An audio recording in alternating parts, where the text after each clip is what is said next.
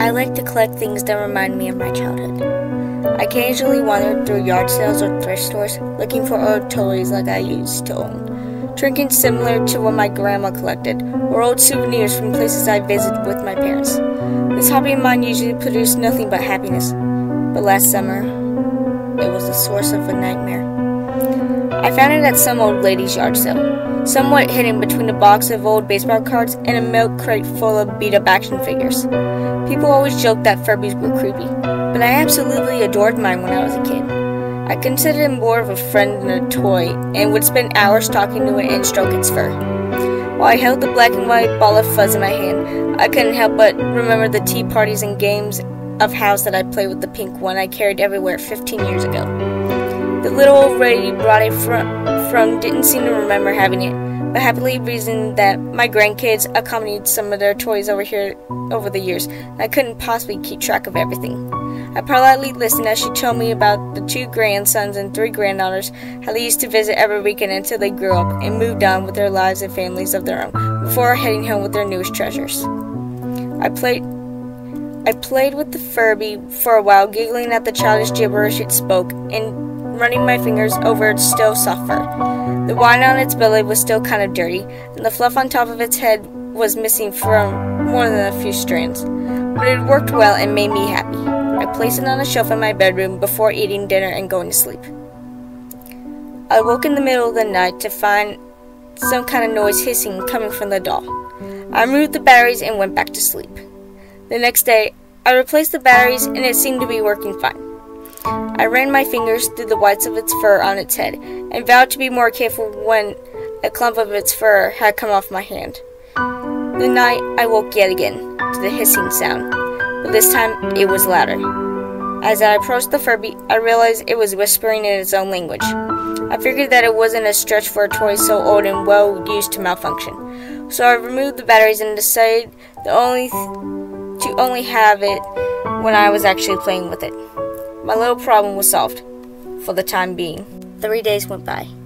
I had been busy with work and such, hadn't paid much attention to the toys on the shelf. I had a friend over for dinner and grabbed the Furby from the room to show it to her. We joked around and messed with it for a few minutes while I cooked before she commented on the state of it. I know you love this thing, but wouldn't you be happier if you had one that wasn't in such bad shape? There are patches of fur missing, and it's dirty. I knew about its missing fur from the top of its head, but I could have sworn the 2 dime-sized bald spots that she had pointed on its backside hadn't been there before. Perplexed, I mumbled something about its well-loved before putting it back on the shelf and finished dinner. After my friend had left, I settled on the couch to watch some TV before bed. I heard a thump come from somewhere in the house, and muted the show so I could listen for the source. Just as I thought about to shrug it off as nothing and turn the volume back on, I heard another thump and the Furby making a sound as if it was being tickled.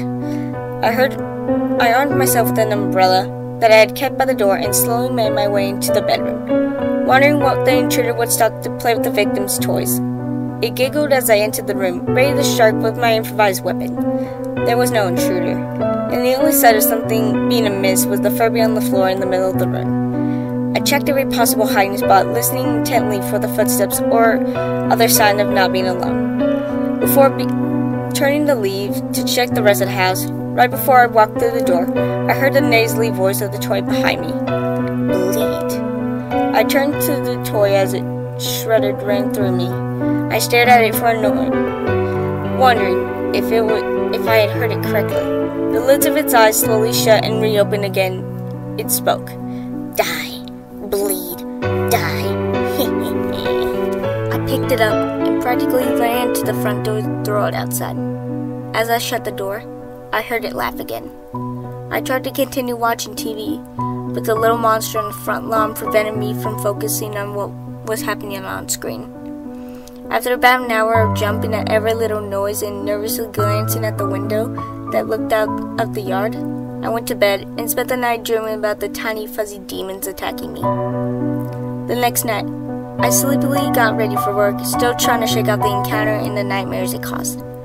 I opened the front door, intending not to even glance at the thing that sat somewhere in the grass and froze in my tracks at the sight in my front porch. The Furby sat in the center of the front step, surrounded by blood and clumps of light brown fur. Its yellow plastic beak had small pieces of meat hanging from it, as if it had caught in mid-bite.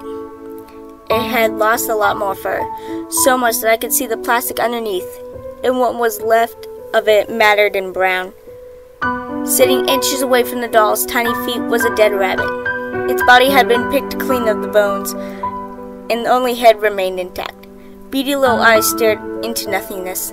The tips of its tongue hung out from the side of its mouth and rested on its own blood in the porch's wooden floorboards.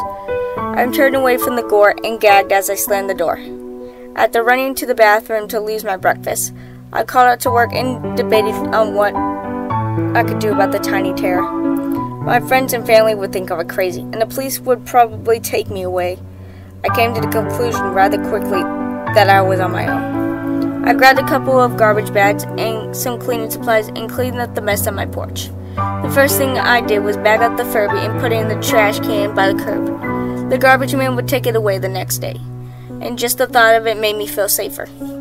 The rest of the day was quiet, and the horrors of the morning were a distant thought by the time I went to sleep. I was jolted awake by an ear-piercing shriek. I looked around my darkened bedroom, trying to figure out where the sound came from, when something slammed against the closet door that the picture had fallen down from the wall next to it. The wailing continued as I grabbed the phone to dial 911. My hand shaking so badly that I almost dropped my phone as I pressed the numbers. I screamed and cowered in the corner when another slammed onto the door, cracked the door in the center, threatening to split it in half and left the assailant in. Silence filled the home, but the operator stayed on the phone with me until the police came in case whoever was trying to break in was still around. The cops found the door and windows were still closed and locked, and once they came in, the search for the house turned up nothing as well. After taking a statement and telling me to call if anything else happened, they left. Knowing that I wasn't able to sleep anymore at night, I went to grab the blanket off the bed and I could curl up on the couch and watch a movie. I turned on the light in my bedroom and almost jumped out of my skin. The Furby sat in the middle of the bed. There was barely any fur left on it, and its once brown eyes were now blood red. I slammed the door shut as it began howling. It shouted the words "bleed" and "die" over and over as it threw itself against the door, splitting the wood along the cracks it made earlier. I grabbed my keys and ran out of the house.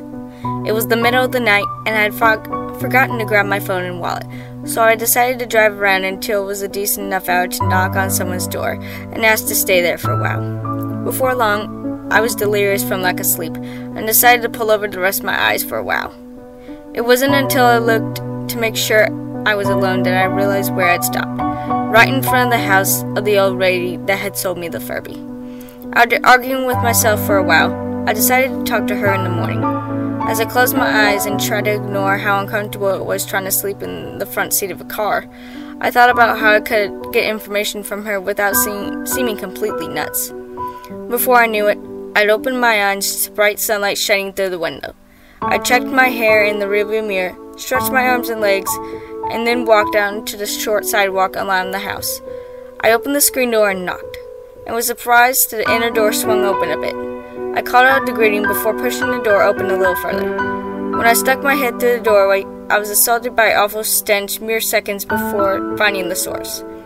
The sweet old lady who had sold me the Furby was lying on her back in the center of the living room. The color in her once brown eyes had paled and glazed over, and her sagging skin had begun to turn gray. My entrance had spooked a large orange cat and had been tearing away on the skin of her cheek and mouth, leaving a gaping hole in which I could see her teeth and gums. It hissed at me before abandoning its meal and disappearing into the house. The sight and smell drove me back outside, where I reached into the bushes before knocking on the neighbor's door to ask for help. I spent a few hours there, repeatedly explaining to the police why I was there and how I had found her. I left at the part about being terrorized by an old plaything and simply said that I wanted to see if she had any toys left over from the yard sale that I could buy. When they finally said I could leave, I got into my car and drove away without yet deciding where to go. I had traveled about a mile before I heard a rustling sound in my back seat. It was a good thing that no one was behind me, because when I saw the Furby sitting against the passenger side door, I slammed on the brakes and jumped out of the car in panic. It began laughing as I paced in the street with my hands pulling at the roots of my hair. But it was no longer the slow giggle. Instead, it was a horrendous cackle, deep and clear, with no hint of the childlike voice. Tearing of anger filled my eyes.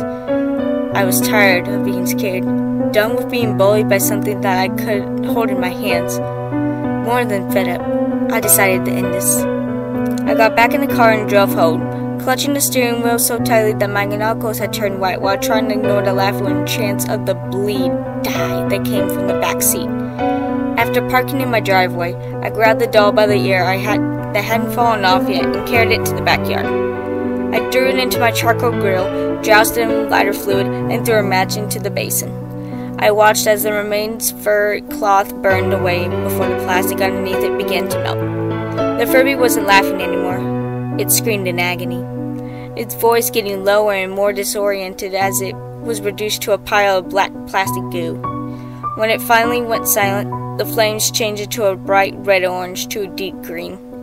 Thick black smoke poured out of the mass as the flames died down, and it all ended with a bang that sounded as if someone shot a gun right next to my ear. In seconds, the fire went out completely, and the smoke cleared. Relieved the whole ordeal seemed to be finally over, I looked into the bottom of the grill to assess the damage. It was empty.